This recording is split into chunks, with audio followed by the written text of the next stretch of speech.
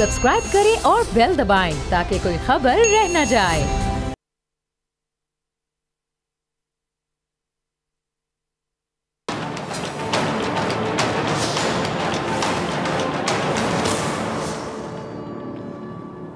अस्सलाम वालेकुम नाज़रीन, मैं हूं डॉक्टर फिज़ा अकबर खान और मैं हूं पाकिस्तान और आप देख रहे हैं पाकिस्तान के सबसे बड़े न्यूज़ चैनल का नंबर 1 प्रोग्राम ऐसे नहीं चलेगा। आज का दिन पाकिस्तान की सियासी तारीख में कह लें कि एक बड़ा दिन है।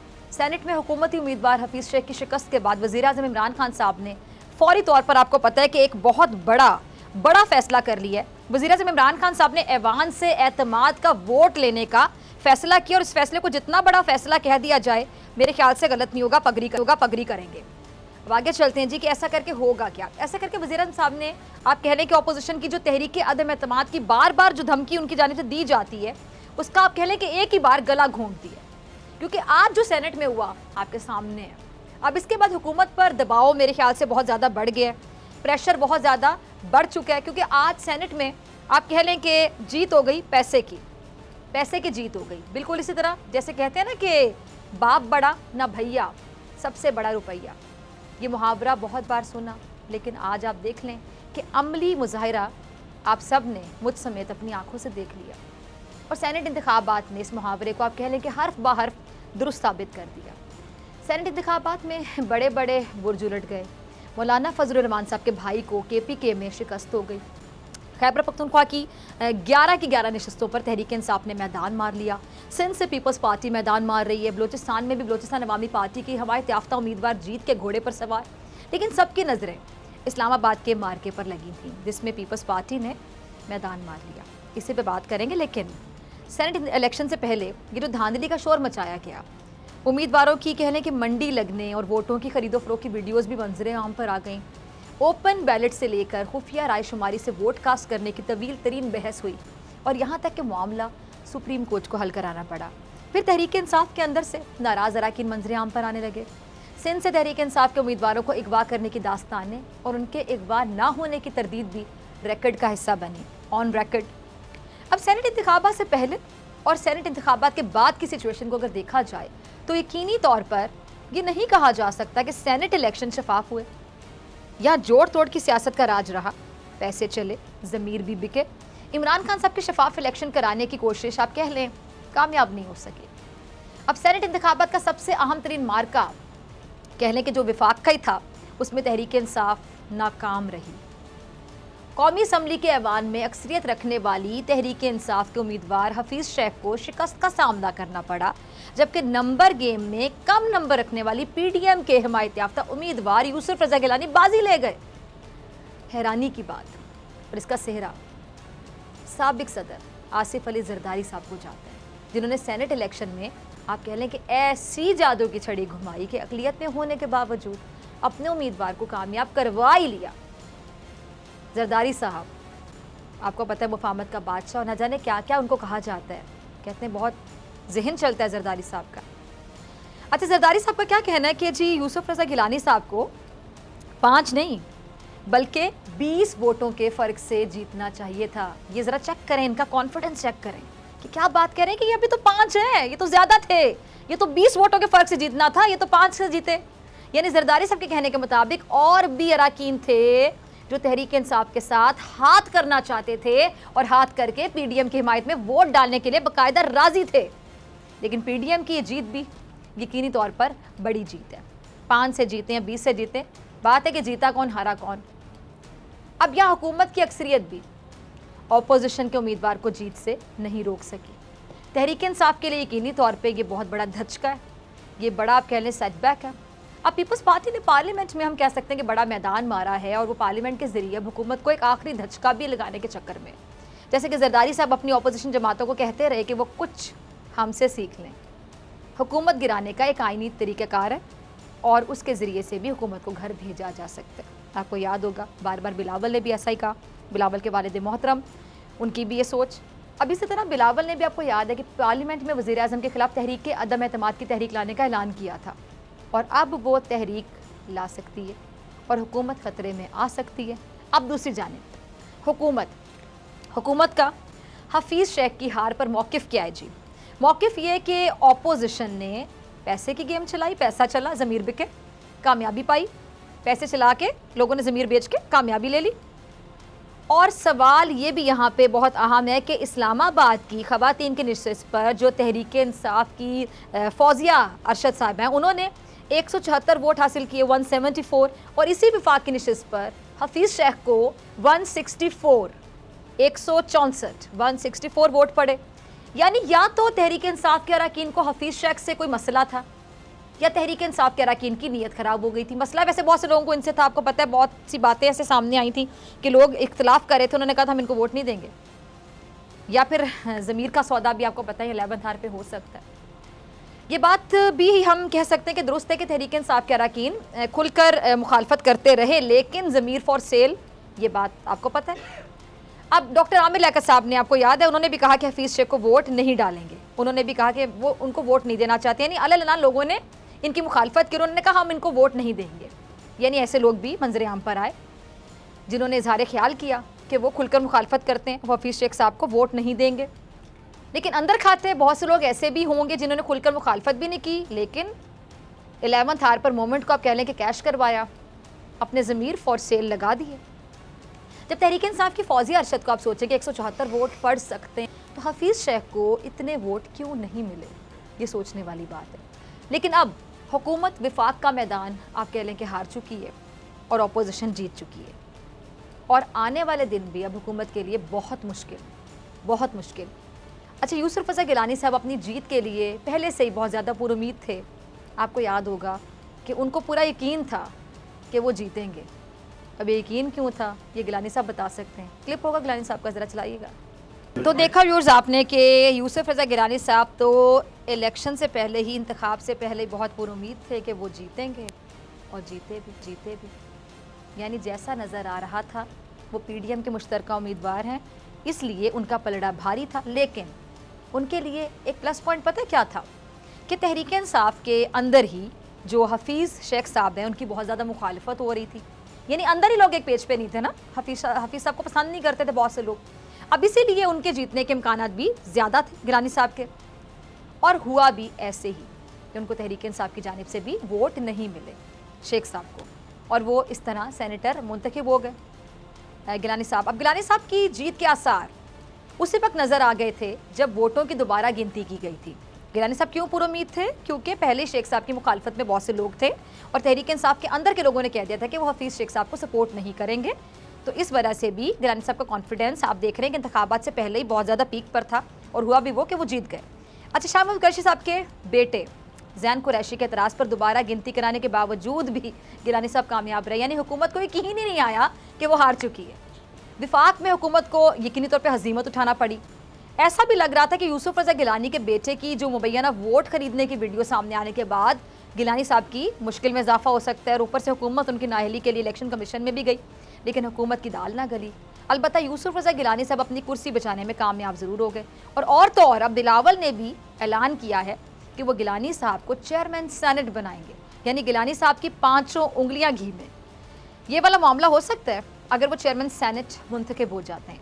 अच्छा, अब यूसुफ रज़ा गिलानी के जीतने के बाद हुकूमत के हम कह सकते हैं 12 बज गए हैं, 12 ज़रूर बज गए हैं, और इसमें कोई दो राय नहीं है कि गिलानी साहब की ये फतह वज़ीर आज़म के लिए बहुत बड़ा चैलेंज, लम्हा फ़िक्रिया, बहुत बड़ा लम्हा फ़िक्रिया। और वज़ीर आज़म ये ज़रूर सोच रहे होंगे, बल्कि खोज रहे होंगे कि उनके साथ किसने हाथ कर दिया और क्यों। लेकिन अब कहते हैं ना, लकीर पीटने से बेहतर है ये कि अपने दरमियान जो मौजूद कौन सी काली भेड़ें हैं जिनको ढूंढ कर सज़ा दिलाना ज़रूरी है, ये देखा जाए। तो एक बात से बड़ा हैरानी है कि जब ऑलरेडी लोग इतनी मुखालफत कर रहे थे, जब अंदर के लोग कह रहे थे कि हम इस हक़ में नहीं हैं, अंदर MNAs आपको पता वो कह रहे थे कि शेख साहब के हक़ में हम नहीं हैं, तो प्राइम मिनिस्टर साहब ने शेख साहब पर इतना एतमाद क्यों? आपको नहीं लगता कि ये नतीजा हो सकता था? जब अंदर के लोग ही साथ नहीं थे, पार्टी के अंदर से आवाज़ें आ रही थी उनकी मुखालफत में, तो फिर वही क्यों? तो नतीजा तो ये आ सकता था। इसके लिए तो तहरीक साहब को तैयार भी रहना चाहिए था। बहरहाल अब शायद समझ जाएं वो चीज़ों को। अब ये नाज़रीन, हुकूमत विफाक में जो सेनेट इलेक्शन हार गई है, यकीनी तौर पे उनके लिए एक बहुत बड़ा सेटबैक है, जैसे कि मैंने पहले ही कहा कि बहुत बड़ा धचका है। लेकिन इसके अलावा बज़ाते खुद प्राइम मिनिस्टर साहब जो है ना, इमरान खान साहब, वज़ीर आज़म जो पाकिस्तान के, उनके लिए ख़तरे की घंटी बज चुकी है, ख़तरे की घंटी। बिलावल का क्लिप होगा, ज़रा चलाइएगा। आपने बिलावल ने ये बात मेरे ख्याल से बिल्कुल दुरुस्त कही है सही कही है कि तहरीक इंसाफ के अपने ही लोग उससे खफा हैं, नाराज़ हैं, और ये आज सेनेट इलेक्शन में बाकायदा साबित हो गया। और लोग क्यों नाराज़ होते हैं, क्यों नाला होते हैं, कोई ना कोई बैकग्राउंड होता है। कहते हैं ना कि आग होगी तो धुआं होगा, धुआं ऐसे नहीं होता। अब पीपल्स पार्टी क्या कह रही है कि इसने हुकूमत को एक्सपोज कर दिया। आज ऑपोजिशन बड़े धड़ल्ले से कह रही है कि हुकूमत की नाकाम पॉलिसीज़ की वजह से हर तरफ अफरा तफरी की सूरत हाल पैदा हो गई है, और ये जो अफरा तफरी है ये तहरीक इंसाफ की अपनी सफ़ों में भी पाई जाती है। अच्छा, कौमी असम्बली में जो यूसुफ रज़ा गिलानी साहब का हुकूमती अक्सरियत के बावजूद जीतना, आपको नहीं लगता कि हुकूमत के लिए मतलब इससे बड़ा धचका क्या हो सकता है? सर पकड़ के बैठ गए हैं सब, सेटबैक तो है ही इनके लिए। लेकिन सबसे अहम बात ज़रा गौर कीजिए, हुकूमत के लिए खतरे की घंटी बाकायदा बज चुकी है कि अब अपोजिशन अगर तहरीक अदम एतमाद लाती है तो हुकूमत के तो दरो दीवार हिल सकते हैं। आधे तो आज के नतीजे के बाद हिल गए होंगे, बाकी रही सही कसर बाद में पूरी हो जाएगी। और अब बिलावल ने इस बात का बाकायदा इशारा दे दिया है कि वो हुकूमत के खिलाफ अदम एतमाद की तहरीक लाने वाले हैं और ला कर रहेंगे। और आज जिस तरह कौमी असम्बली में हुकूमत की अक्सरियत के बावजूद तहरीक इंसाफ विफाक में सीट हार गई, इसका मतलब तहरीक इंसाफ के अरकान ने गिलानी को वोट डाला, तो इस बात के इम्कानात बहुत ज़्यादा है कि खुद वज़ीर आज़म की कुर्सी को ख़तरा हो सकता है। प्राइम मिनिस्टर साहब की कुर्सी ख़तरे में। अब इस सिचुएशन के बाद हर कोई अपने अपनी बात कह रहा है, कह रहे हैं ना, अपनी अपनी कह रहा है। वज़ीर आज़म का इस्तीफ़ा अपोजिशन का मुतालिबा बन गया, तो सियासी तज्ज़ियाकार जो मशवरे देने लगे हैं कि वज़ीर आज़म इमरान खान साहब को इखलाकी तौर पर असम्बलियाँ तहलील करके नए इंतखाबात कराने चाहिए। लेकिन सवाल ये है कि क्या इस तरह वो अदम एतमाद की तहरीक से बच जाएंगे, लेकिन क्या अपनी अब तक की जो परफॉर्मेंस है उसकी बुनियाद पर आवाम से दोबारा हिमायत हासिल कर पाएंगे? तब को मज़ीद नुकसान नहीं पहुँचेगा। अब इसमें कोई शक नहीं कि आज वज़ीर आज़म इमरान खान साहब की सियासत को बहुत धचका लगा, बड़ा धचका लगा। इससे बड़ा धचका और क्या होगा? और प्राइम मिनिस्टर साहब का सेनेट में पैसा चलने का जो खदशा है, बहरहाल वो दुरुस्त साबित हो गया कि यहाँ पे पैसे चलते हैं, ज़मीर बिकते हैं, सब है भाई, यहाँ पे सब चलता है। और वज़ीर आज़म इमरान खान साहब को अपनों ने मारा, गैरों से क्या शिकायत करें, क्या शिकवा करें? शहरियार अफरीदी साहब ने आज क्या किया पता है ना आपको? ज़रा क्लिप देखिएगा। अभी शहरियार अफरीदी साहब हैं, सीनियर सियासतदान है, मानते हैं आप लोग नाज़रीन, अग्री करते हैं, सीनियर है ना, सीनियर सियासतदान है, वज़ीर मुमलिकत भी, इस लिहाज से इनकी जिम्मेदारी क्या ज़्यादा नहीं बनती थी? अब इसको इत्तफाक कहें या फिर वफाकी वज़ीर की गैर जिम्मेदारी, या फिर कि उन्होंने अपने वोट को ख़राब कर दिया। अब इतना अहम इलेक्शन और वफाकी हुकूमत के लिए तो ये इस वजह से भी अहमियत का हामिल था ना कि तहरीक इंसाफ की कौमी असम्बली में अक्सरियत थी, लेकिन इसके बावजूद हफीज़ शेख कामयाब नहीं हो सके। अब एक बात तय है यहाँ पे कि यूसुफ रज़ा गिलानी को तहरीक इंसाफ के अरकान ने वोट दिए 100%। ऐसे वक्त में ये बात कन्फर्म है ना कि वोट कहाँ से मिले। अब ऐसे वक्त में जब सेनेट में पैसा पानी की तरह चलाया जा रहा है, और हमेशा चलाया जाता है, पहली बार तो नहीं हुआ, इस बार भी चलाया गया, ऐसे में शहरियार अफरीदी का बैलेट पेपर पर स्टम्प की बजाय साइन करके उसे ज़ाया करना समझ से बालत है। शायद उनको ये लगा होगा कि वो वोट कास्ट नहीं कर रहे बल्कि किसी चेक पर साइन कर रहे हैं। जब ऐसी गलतियाँ होंगी और इस लेवल से होंगी तो फिर सवाल तो उठेंगे ना अफरीदी साहब। जब इनसे एक सहाफ़ी ने सवाल पूछा कि यूसुफ रज़ा गिलानी के बेटे जो वोट को ज़ाया करने का तरीका बता रहे थे वो गलत नहीं था, उस पर शहरियार अफरीदी साहब कोई खातिर ख्वाह जवाब ही नहीं दे सके। फिर प्राइम मिनिस्टर साहब ने या अफरीदी साहब की सरजनिश भी की, इनको कहा कि क्या आपसे ऐसी गलती की उम्मीद की जा सकती है? आपसे ऐसी गलती की उम्मीद नहीं की जा सकती। उन्होंने इनको साफ बोला, सरजनिश की, और उन्होंने कहा ये कोई मामूली गलती नहीं है और आपसे ये उम्मीद नहीं की जा सकती थी कि आप ऐसी गलती करें। अब सवाल यहाँ पे एक और है कि वोट कैसे डालना है, इसका तरीक़ाकार तमाम मुंतखब अरकान को बताया जाता है, सबको पता है कि क्या तरीका है, लेकिन शहरियार अफरीदी को समझ कि वोट कैसे कास्ट किया जाता है। आप लोग कौन सा कुछ साइंटिस्ट बनने जा रहे थे, या कौन सी आपने किसी बहुत मुश्किल किसी चीज़ में एडमिशन ले लिया था कि आप लोगों से वो पढ़ाई नहीं हो रही थी? एक वोट कास्ट करने का तरीका आप लोगों को नहीं आता, चलाने आप लोगों ने मुल्क। यहाँ से इनकी ये चीज़ भी एक्सपोज होती है कि आई एम स्पीचलेस। अब यकीनी तौर पे ये गलती नज़रअंदाज नहीं की जा सकती, लेकिन अफरीदी साहब के पास ना तो इमरान खान साहब के सवाल का जवाब था और ना मीडिया के किसी सवाल का जवाब दे सके, देते भी कैसे? वैसे वोट कास्ट करने का तरीका अगर ये अफरीदी साहब को समझ में नहीं आ रहा था तो ये राना सनाउल्लाह साहब से पूछ लेते, जो वोट डालने का तरीका बता रहे थे। राना साहब का क्लिप होगा, ज़रा चलाइएगा। साहब ने बहुत ही अच्छा काम ये किया। अच्छा काम क्या किया कि उन्होंने अपने लोगों को वोट कास्ट करने का तरीका समझाया और यकीनी तौर पे वो काम भी आया और इनके मुश्तरका उम्मीदवार यूसुफ रज़ा गिलानी साहब जीते भी। तरीका तो समझ आ गया। राना सनाउल्लाह साहब ने कॉन्फिडेंस से कहा कि उनके तमाम वोटर्स यूसुफ रज़ा गिलानी को वोट कास्ट करेंगे और ऐसा ही हुआ, बल्कि गिलानी साहब को इजाफी वोट पड़े और इसमें तहरीक इंसाफ के अरकान भी शामिल थे। यकीनी तौर पे विफाक में अपोजिशन की जीत से उनका मोराल तो बुलंद हुआ और होना भी था। 7 वोट मुस्तरद हुए और इन्हीं 7 वोटों ने तहरीक इंसाफ के शेख साहब को हराने में अपना किरदार अदा किया। वोट मुस्तरद होते रहते हैं, लेकिन इस बार गलत वोट कास्ट करने का रिवाज ज़्यादा देखने में आया। अब इसमें अरकान की बदनीयती भी हो सकती है, क्योंकि ये बात तो तय है कि इस इलेक्शन में पैसे इस्तेमाल हुआ और रज कर, कहते हैं ना पंजाबी से कहते हैं ना, रज कर ज़मीर खरीदे और फ़रोख्त किए गए, रज के। असद उमर साहब का क्लिप होगा, ज़रा चलाइएगा। इसमें कोई शक नहीं कि इंतखाबात में पैसे का जो जोर है वो बहुत पहले से चलता आ रहा है हमारे मुल्क पाकिस्तान में। पहले ज़मीर के सौदे जो हैं वो रातों रात तय कर लिए जाते, तो किसी को कानो कान खबर नहीं होती थी। लेकिन अब चूँकि टेक्नोलॉजी का दौर है, अब कैमरे की आंख से बचना मुमकिन नहीं है, इसलिए आए रोज़ वोट बिकने और ख़रीदने की वीडियोज़ मंजर आम पर आ रही हैं। अपोजिशन आप कह लें कि गर्चे बड़ा मैदान मारने में कामयाब रही है और अपोजिशन के दावा के उसने इखलाकी तौर पर भी मैदान फतह करे, तो ये बात दुरुस्त नहीं है। सेनेट के इलेक्शन से पहले जो सूरत हाल थी वो मैंने अपने इंट्रो में आप सबके सामने रखी, लेकिन अब जो नताइज देखने में आए उनको देखकर इखलाकियात का जनाजा निकलता मेरे ख्याल से नज़र आ रहा है। पगड़ी करेंगे जितने लोग इस टाइम पे ये प्रोग्राम देख रहे हैं।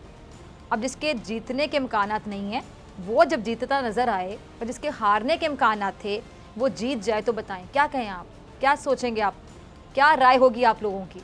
अब अंदाज़ा कीजिए नाजरीन कि अगर पंजाब में भी वोटिंग होती तो सूरत हाल इसी तरह की होती ना। अब यही तो वजह थी कि मुस्लिम लीग नून और तहरीक इंसाफ ने कहा भाई मैच फिक्स कर लेते हैं, इसी में आफियत है, आपकी भी इज्जत हमारी भी इज्जत, मैच फिक्स हो गया। आफियत समझी इन्होंने मैच फिक्स करने में। अब इन दोनों जमातों ने क्यों, क्योंकि इन्हें अंदाज़ा था कि इनके अरकान ज़मीर फ़रोख्त कर सकते हैं, एक्सपर्ट हैं, माहिर है ज़मीर फ़रोख्त करने में, पता नहीं किस किस का ज़मीर फॉर सेल लग जाए मार्केट में। अब किसी ने सच ही कहा कि पैसा बोलता है और इसका एतराफ़ साबिक गवर्नर बलोचिस्तान मक्सी साहब ने भी किया था। उनका क्लिप होगा, ज़रा चलाइएगा।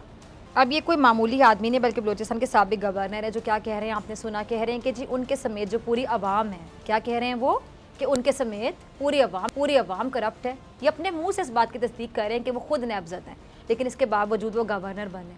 इससे ज़्यादा हमारे निज़ाम का नोहा और क्या होगा, ये नोहा ही है ना। हमारा निज़ाम बरसों से, सालों से करप्शन की गर्द में लिपटा हुआ है। करप्शन की बहती इस गंगा में सब ने हाथ धोए, जिसको मौका मिला ना उसने हाथ धोए। और मक्सी साहब इसी बात का एतराफ़ करते हुए नज़र आ रहे हैं।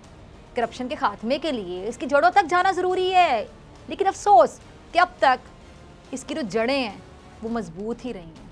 और इसका एक सबूत आज सेनेट इंतखाबात में देखने में आया है। करप्शन और ज़मीर की खरीदारी का जो खेल है वो चल रहा है, ज़ोरों से चल रहा है। इसको रोकना ज़रूरी है, लेकिन कैसे रोका जाए।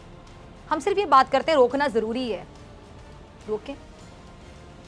अब इसीलिए वज़ीर-ए-आज़म इमरान खान साहब ने ऐवान से एतमाद का वोट लेने का फैसला किया, क्योंकि वज़ीर-ए-आज़म साहब ने फैसला कर लिया कि अब ऐसे नहीं चलेगा। अब देखते हैं कि आगे क्या होता है ब्रेक के बाद।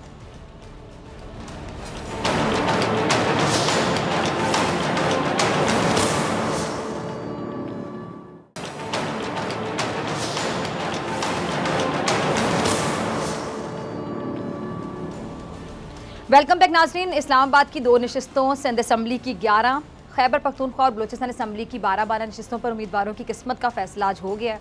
सेनेट इंतखाबात का सबसे जो दिलचस्प और बड़ा मार्का आपको पता है वफाकी दारुल हुकूमत इस्लामाबाद की जो जनरल नशिस्त है उस पर हुआ है, जिसका नतीजा आप सबके सामने है। यूसुफ रज़ा गिलानी साहब ने हफीज़ शेख को अपसेट शिकस्त दे दी है। गिलानी साहब ने, आपको मैं बताऊँ कि 169 वोट हासिल किए हैं, 169, जबकि हफीज़ शेख साहब ने 164 वोट हासिल किए हैं, 164। अब इस तरह जो यूसुफ रज़ा गिलानी साहब हैं हफीज़ शेख को 5 वोटों से शिकस्त देकर इस्लामाबाद से सेनेटर मुंतखब हो गए हैं। अच्छा, ख़वातीन की नशिस्त पर तहरीक इंसाफ की फौजिया अरशद ने 174 वोट हासिल किए हैं और सेनेटर मुंतखब हुई हैं। अच्छा, अब नाज़रीन, यूसुफ रज़ा गिलानी साहब की फ़तह पर हुकूमत ने जो नतीजा है वो चैलेंज करने का ऐलान भी कर दिया है। वो इस नतीजे को नहीं मान रहे। अब इस पर बात करने के लिए मेरे साथ मौजूद हैं, बोल न्यूज़ के सीनियर एंकर हैं, एज एन एनालिस्ट भी आप उनको देखते हैं, अमीर अब्बास, किसी तारुफ के मोहताज नहीं, मेरे पास बहुत शुक्रिया ज्वाइन करने के लिए, और नुमाइंदा खसूसी सदीक जान जो कि इस प्रोग्राम का हिस्सा भी हैं। सदीक, आपका भी बहुत शुक्रिया ज्वाइन करने के लिए। अमीर अब्बास, आपकी तरफ पहले आना चाहूँगी, ये क्या हो गया अमीर अब्बास, आप भी देख रहे हैं अब यही बातें हो रही होंगी यार, इस्लामाबाद में हुकूमत कौमी असम्बली में अक्सरियत रखते हुए भी हार गई है, आप गिलानी साहब की जीत को कैसे देख रहे हैं? अब हुकूमत तो नहीं मान रही कि ये सही फैसला है, ये सही नतीजा है, वो कह रहे हैं हम चैलेंज करेंगे, तो हम ये कह सकते हैं कि खिलाड़ियों ने आज कप्तान को बहुत मायूस कर दिया।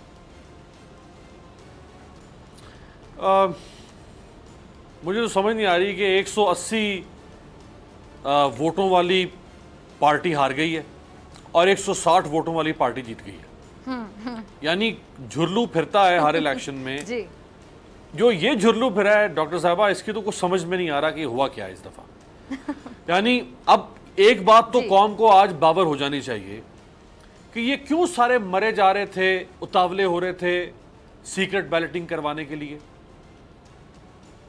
अब सबूत मिल गया कि सीक्रेट बैलेटिंग का स्टेटस को ये क्यों बरकरार रखना चाहते थे, क्योंकि अगर शो ऑफ हैंड यानी मेरे पास पैसा चल गया, पैसा जिंदाबाद, बैलेटिंग के जरिए पैसा चला ना, जाहिर बात है। और ये क्या नफली इबादत कर रहे थे सारे आज जाके वहां पे?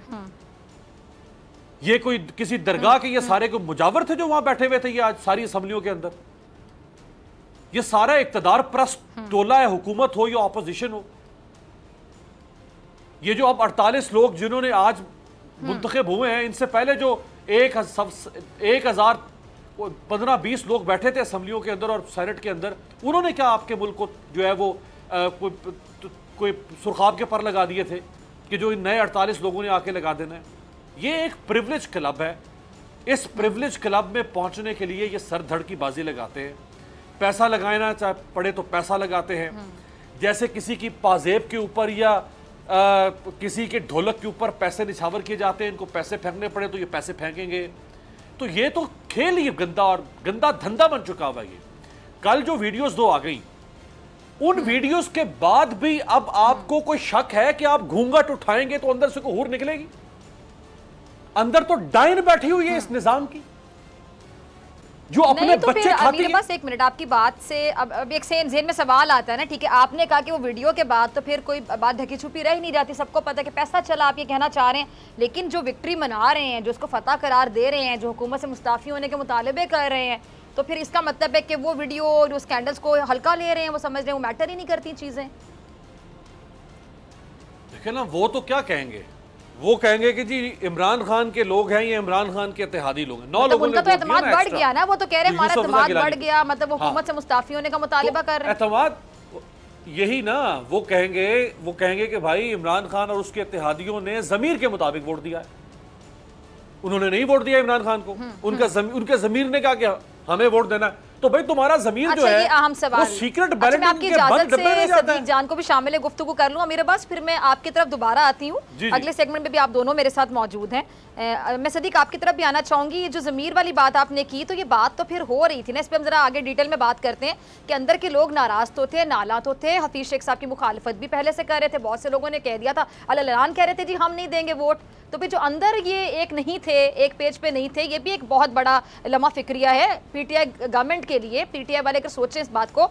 सदीक आपकी तरफ आ रही हूँ। कौमी असम्बली में जो इस्लामाबाद की नशिस्तों पर 7 वोट मुस्तरद हुए हैं। अब ज़ेर ममलिकत शहर अफरीदी का वोट भी आपको पता है ज़ाया हो गया। उस पर आपको ये भी आपने देखा होगा कि प्राइम मिनिस्टर साहब ने सख्त नाराज़गी का इजहार भी किया था। क्या ये लोग सदीक फर्स्ट टाइम वोट डालने गए थे? क्योंकि लग तो ऐसा ही रहा था। कुछ बताएं अंदर की कहानी क्या है इन 7 वोटों के ज़ाया होने की? देखिए, मसला ये है कि अगर ये जो शहर अफरीदी साहब की गलती तो है, जाहिर है कि वो तीसरी बार सेनेट का वोट डाल रहे थे और उनसे बहुत बड़ी ये गलती हुई है। लेकिन अगर वो ये जो एक तासुर दिया जा रहा है कि उन्होंने जानबूझ के वोट ज़ाया किया, तो फिर वो बताते क्यों? उन्होंने तो पूरी कोशिश की कि उनको दोबारा वोट डालने दिया जाए। लेकिन जो बात आपने कहा, जो एक तासुर दिया जा रहा है कि जी हुकूमत में से लोगों का ज़मीर जो है वो जाग गया है कि हफीज शेख साहब बेहतर नुमाइंदे नहीं है, तो इसलिए हम उनको वोट नहीं देंगे। देखें, फैसल वोडर साहब और सैफुल अबड़ू, उनकी सीटों पर भी उतनी ही तहरीक इंसाफ के अंदर रेजिस्टेंस थी या इख्तलाफ था, बल्कि वो ज़्यादा था, उतना हफीज शेख साहब के ऊपर एतराज़ नहीं था। चले, हुकूमत में से तो लोगों का ज़मीर जाग गया कि जी गलत उम्मीदवार को आपने टिकट दे दिया, हफीज शेख बंदा ठीक नहीं है। नून लीग में से किसी का ज़मीर क्यों नहीं जागा? उनका ज़मीर क्यों नहीं जागा कि यार किस यूसुफ रज़ा गिलानी को हम वोट डालें? उस यूसुफ रज़ा गिलानी को जिसको आपने खुद नायल करवाया था, उस गिलानी को जिसके बारे में नून लीग ने जब उनको कंटेम्प्ट ऑफ कोर्ट में सज़ा हुई और पीपल्स पार्टी ने कहा कि अभी भी वो वज़ीर-ए-आज़म रहेंगे, तो नून लीग ने पार्लियामेंट में करारदाद पेश की और ऐलान किया कि हम इस शख्स को असम्बली में नहीं आने देंगे, जुर्रत है तो इसको असम्बली में ला कर दिखाएं। आज वही नून लीग उनके असम्बली में ले आई है। वो शहबाज शरीफ साहब के बयानात भूल गई हैं आप? कौम भूल गई है, आपको भी याद है, हमें भी याद है, लेकिन उन लोगों का ज़मीर नहीं जागा जो उनको वोट डाल रहे थे, जो गिलानी साहब को कहते थे कि इन्होंने सीने पर नाअहली का जो तमगा है वो सजा लिया है, लेकिन आसिफ अली जरदारी के करप्शन का दिफा किया है।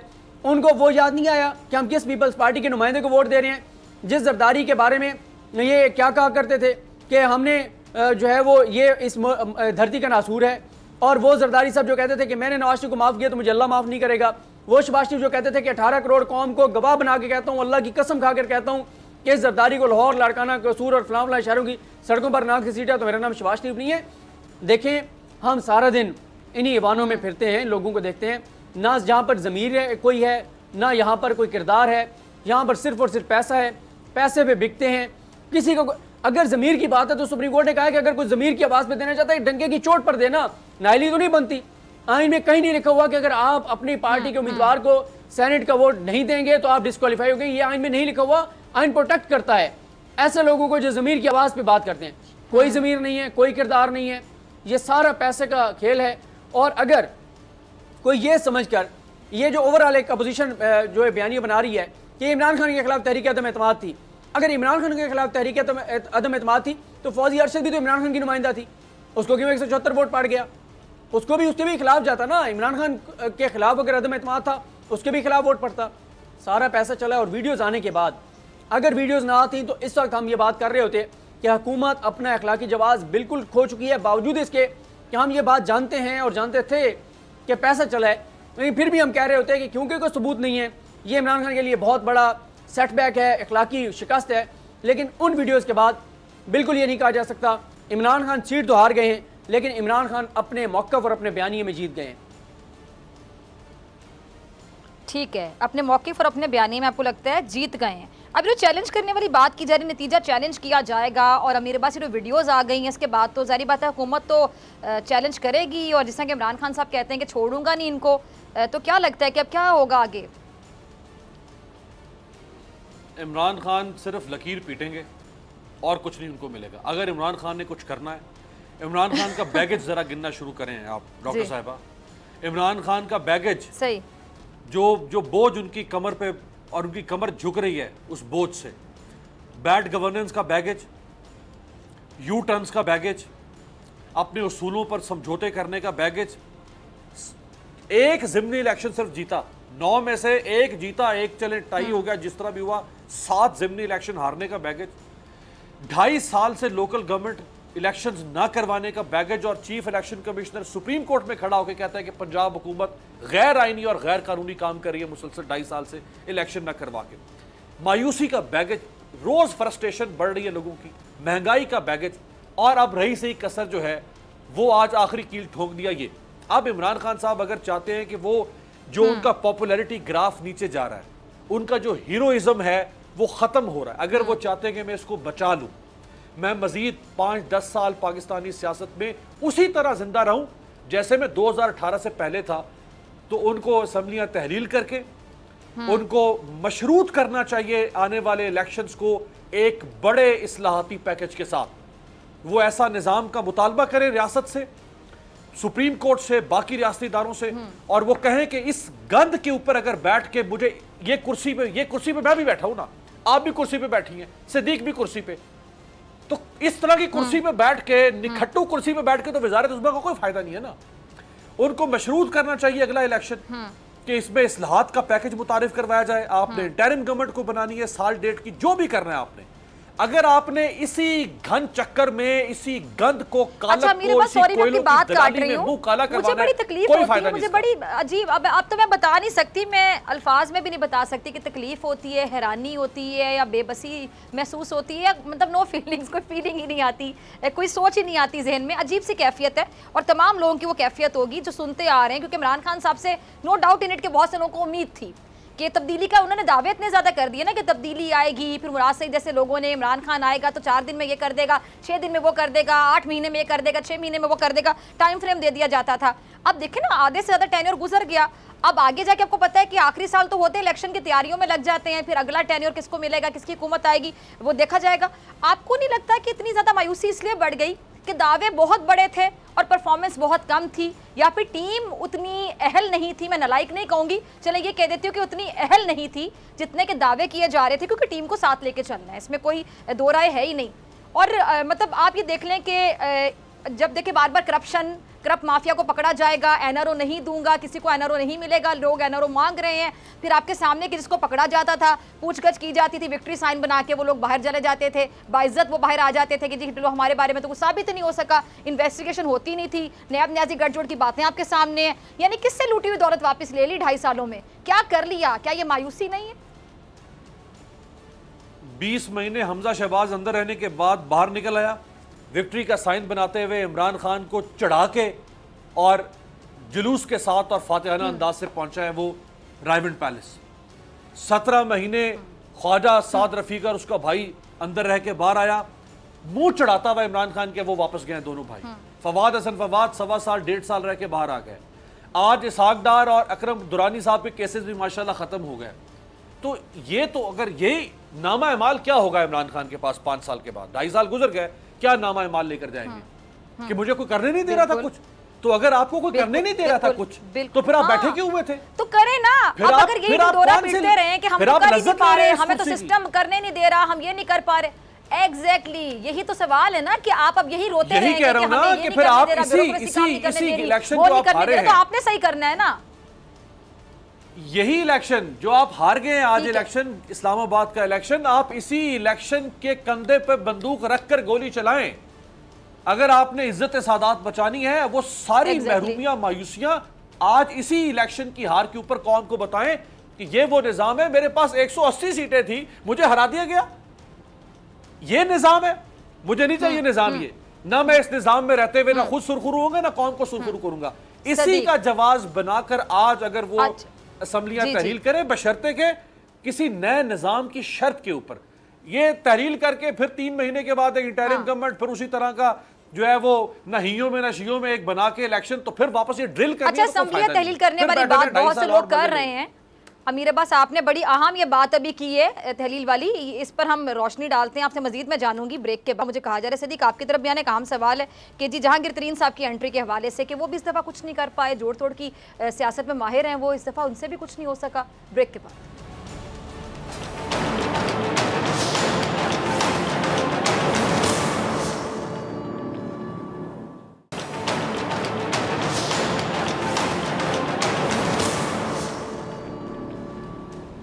वेलकम बैक नाज़रीन। अमीर अब्बास और सदीक जान दोनों मेरे साथ मौजूद हैं। अमीर अब्बास ने असम्बली तहरील के हवाले से एक बात की थी, अहम पॉइंट है। अमीर, मैं आपकी तरफ आऊँगी लेकिन पहले मैं सदीक जान को शामिल गुफ्तगू करूँगी। सदीक, ये जो असम्बली तहरील वाली बात है ये अमीर अब्बास ने भी की और भी दो तीन लोगों की मैंने मुँह से बात सुनी, बड़ी अहम ये बात है, ज़रा आप इस पर भी अपना कमेंट दीजिएगा। और जहांगीर तरीन साहब की एंट्री जब हुई थी, आपको याद होगा इनमें बड़ी खलबली मची हुई थी, पीडीएम टोला जो है या जो अपोजिशन वाले हैं, काफ़ी ज़्यादा बेचैनी की लहर दौड़ी हुई थी। लेकिन जहांगीर तरीन साहब जो कि जोड़ तोड़ के लिए बड़ी माहिर हैं, बल्कि बड़ा उनकी पहचान अगर मैं कह दूँ कि जोड़ तोड़ की वजह से बनी, इसमें कुछ गलत नहीं होगा, तो आपको क्या लगता है इस दफ़ा जहांगीर तरीन साहब भी बिल्कुल अनसक्सेसफुल रहे, कामयाब नहीं हो सके, क्यों? देखें, हमने अपने इसी प्रोग्राम में बात की थी और जहाँ पर अमीर भाई बैठे यहाँ पर बैठ के मैंने ये बात की थी, जब ये पिछले दिनों में जहांगीर तरीन साहब के एक्टिव होने की खबरें आई थी, तो यहीं बैठकर ये बताया था हमने अपने प्रोग्राम में कि वो बिल्कुल एक्टिव नहीं है और वो एक ही सूरत में एक्टिव होंगे अगर प्राइम मिनिस्टर पाकिस्तान इमरान खान साहब उनको कहेंगे। हाँ, वो ये ज़रूर है कि क्योंकि पीडीएम ने बहुत ज़्यादा कहा कि जहांगीर तरीन जो है गिलानी साहब को सपोर्ट कर रहे हैं, उसकी उन्होंने तरदीद की थी और उन्होंने अपने जहाँ तक कुछ लोगों ने उनसे रब्ता किया, उनको उन्होंने यही कहा कि हमने हफीज़ शेख के साथ ही खड़ा होना है। जब तक कोई ऐसा सबूत मौजूद नहीं है कि उन्होंने किसी को कहा कि तरीन साहब ने हफीज़ शेख को वोट नहीं देना, तो तब तक ये बात नहीं वसूख के साथ की जा सकती कि जहांगीर तरीन ने हफीज़ शेख को हराने के लिए किरदार अदा किया। उसका रीज़न ये है कि हफीज़ शेख साहब को लाने वाले जो लोग थे उनमें जहांगीर तरीन साहब भी शामिल थे, और क्योंकि हफीज़ शेख साहब जो है वो आए थे असद उमर साहब की जगह, और असद उमर साहब और तरीन साहब एंटी ग्रुप समझे जाते हैं, तो इसलिए भी तरीन साहब ने जिनसे बात हुई वो तो कहा, लेकिन वो जो खबरें चली थी कि तरीन साहब फैसलाबाद पहुंच गए हैं या उन्होंने अपना जहाज़ जो है वो स्टार्ट कर लिया है, विजिट शुरू कर दिए, इन खबरों में कोई हकीकत नहीं थी और यहाँ बैठकर हमने बताया था अपने प्रोग्राम में कि ऐसी कोई बात नहीं है। तो लेकिन ये है कि इमरान खान साहब के लिए ये ज़रूर लम्हा फ़िक्री है कि ये लोग जो बिके हैं, ख़रीदने वाला जितना ज़िम्मेदार है उतना बराबर बिकने वाला भी ज़िम्मेदार है। अब वो बिकने वाला क्यों बिका, क्या वाकई उसको पार्टी के अंदर कोई तहफ़्फ़ुज़ात थे, वाकई उसकी बात नहीं सुनी जाती? उसकी रीज़न यह है कि जब तक जहांगीर खान तरीन थे वो MNA से मिलते रहते थे, उनके मसाइल सुनते थे, उनको हल करने की कोशिश करते थे। इमरान खान साहब ने कल और परसों 2 दिन बैठकर तमाम MNA से मुलाकातें की, लेकिन ये एक दिन का काम नहीं होता, ये मुसलसल एक रब्ता होता है। बहुत से MNA तहरीक इंसाफ में उनका ये शिकवा है कि शायद उनको इमरान खान साहब उस तरह जानते भी नहीं होंगे, उनसे बात भी नहीं करते, उनसे मिलते भी नहीं है। अब जब ज़रूरत पड़ी तो आप 2 दिन के लिए बैठ गए और आपने मिलना शुरू कर दिया, तो ये 1-2 दिन का काम नहीं है। और 1-2 लोग जहांगीर तरीन की तरह के होने चाहिए पार्टी में जो MNA से मिले, उनके मसाइल हल करें, वरना ये मुश्किलात जो है वो आती रहेंगी। अच्छा, ये मुश्किलात फिर आती रहेंगी। जी, मेरे पास आप जो असेंबली तहलील के हवाले से एक बात कर रहे थे, हम पॉइंट ऑफ रेज कर रहे थे, ज़रा इस पे रोशनी डालिएगा, क्या कहना चाह रहे थे? देखिए, मैं ये समझता हूँ कि इमरान खान साहब जो कुछ वो 23-24 साल तक कहते रहे, वो बयानिया था चेंज का बयानिया, वो बयानिया था स्टेटस को के खात्मे का बयानिया, वो बयानिया था हर तरह के कॉम्प्रोमाइज को रद्द कर देने का बयानिया, कुचल देने का बयानिया। लेकिन इन 2.5 सालों में वो हर तरह का कॉम्प्रोमाइज कर रहे हैं। वो सिस्टम को बदलने आए थे, लेकिन वो सिस्टम को जफ्फी डाल के और सिस्टम के साथ मुल्क को ठीक करना चाहते हैं। ये 2 मुतजाद चीजें हैं, ये डाइकोटमी है सिस्टम के अंदर। ये मौजूदा सिस्टम जिसकी आपने अच्छा, हालत मेरे पास देख ली। एक मिनट ठहरे। ठीक है, वो बिल्कुल भी, हाँ, वो बिल्कुल नहीं कर पा रहे सिस्टम को ठीक, इसमें कोई 2 राय नहीं है। और वो बार बार ये कहते हैं कि मैं करूंगा, ये सिस्टम ठीक नहीं है। तनकीद अभी भी आप देख लें, उनकी तकरीर को सुन ले तो अभी भी वही बातें जो कि हुकूमत में आने से पहले हो रही थी। अब 2.5 साल बाद वो बातें इनके मुंह से अच्छी नहीं लगती, आपको भी अच्छी नहीं लगती होंगी, लेकिन और हल आपको क्या दिखाई दे रहा है? अब सिस्टम में रहते हुए सिस्टम को ठीक करें, फिर क्या किया जा सकता है? क्या आपके पास, आपको क्या लगता है क्या ऑप्शन है? नहीं हो सकता ना। देखिए, सिस्टम के अंदर रहते हुए कुछ चीजें हो सकती हैं, कुछ नहीं हो सकती। अच्छा, वो उनकी अपनी हालत भी तो देख लें ना। नून लीग और पीपल्स पार्टी को तो छोड़ दें, वो तो चाहेंगे कि इमरान खान जो है वो उसकी सियासत तबाह बर्बाद हो जाए, वो तो चाहते हैं बलिदान देना इमरान खान का। ये जो फैसल वाडा साहब का आज सारा खेल हुआ है, हाँ।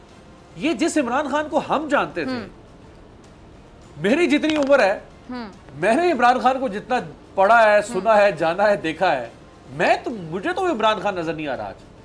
यानी वो जो नवाज शरीफ जब बाहर गए हुए थे तो इस्लामाबाद हाई कोर्ट ने कहा कि मुजरिम बाहर बैठकर हंसता होगा निजाम के ऊपर।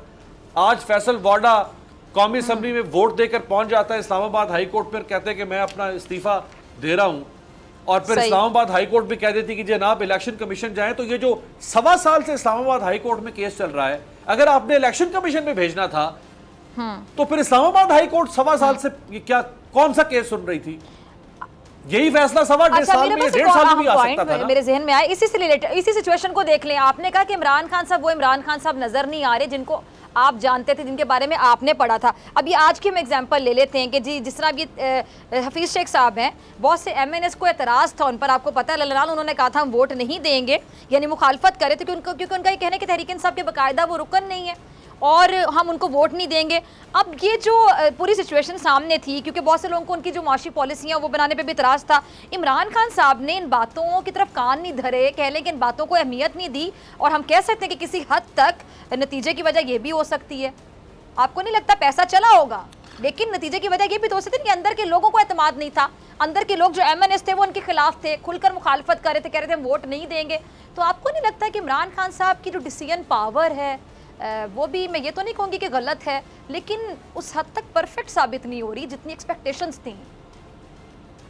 देखिए, एक तो हफीज शेख साहब सिर्फ इमरान खान साहब के उम्मीदवार नहीं थे, वो और भी बहुत सारी जगहों से उनको उम्मीदवारी की सनद मिली हुई थी इस सिलेक्शन के लिए। एक बात। दूसरा, जो सिद्दीक ने बात कही ना, असल बात यह है तो कि अगर आपको इख्तलाफ है, नहीं वो फिर जीतने में कहां से जीते, जब खुफिया रखा हुआ था तो फिर उसमें तो पैसा चला है ना, उसमें आपने किसी पे जितना दबाव डाल भी लिया हो, आप क्या कर सकते हैं उसके अंदर। अभी देखिए जो सिद्दीक ने बात कही कि अगर आपको इख्तलाफ है, यानी मैं PTI का अगर MNA हूं, मुझे अगर इख्तलाफ है हफीज शेख के उम्मीदवार होने पे, तो मुझे सीने पर हाथ मार के कहना चाहिए ना, इमरान खान मैं वोट नहीं दूंगा इसको, मैं बता रहा हूं कि मैं वोट नहीं दूंगा इसको, मैं इमरान खान के इशाइये में शामिल हूं।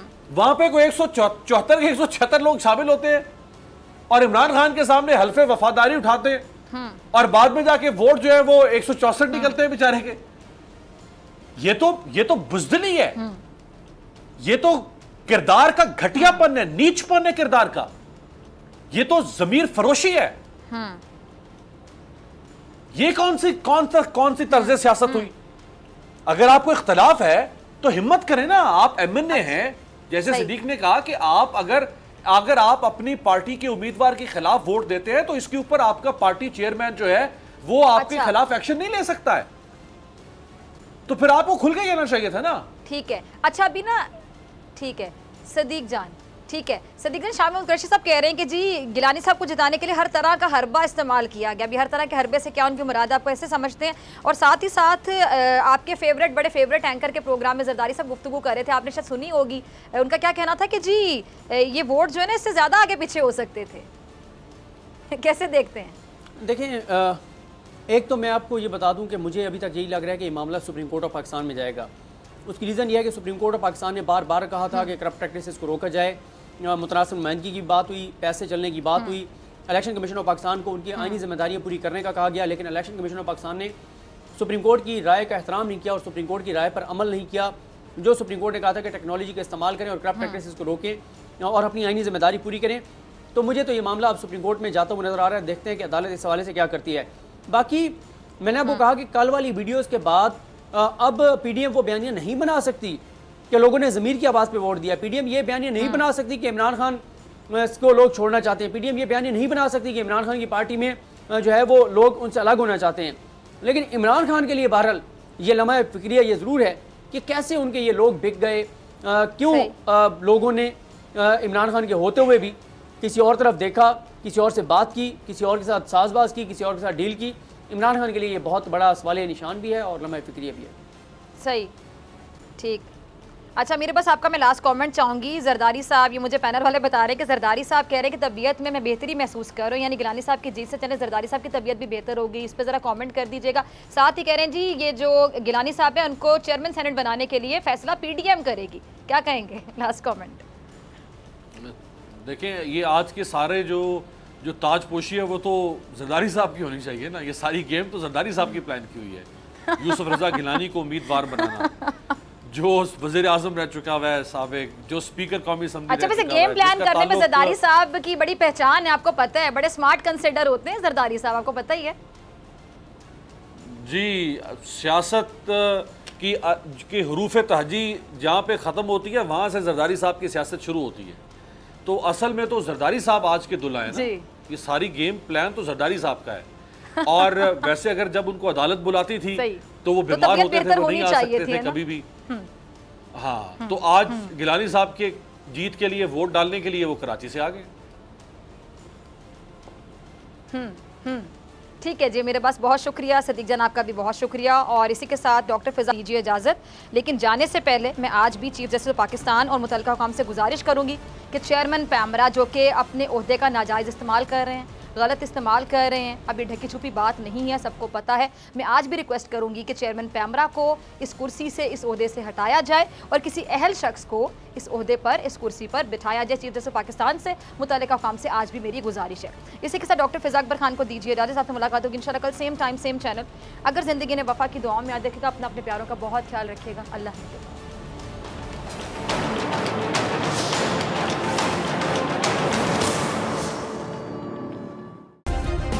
सब्सक्राइब करें और बेल दबाएं ताकि कोई खबर रह न जाए।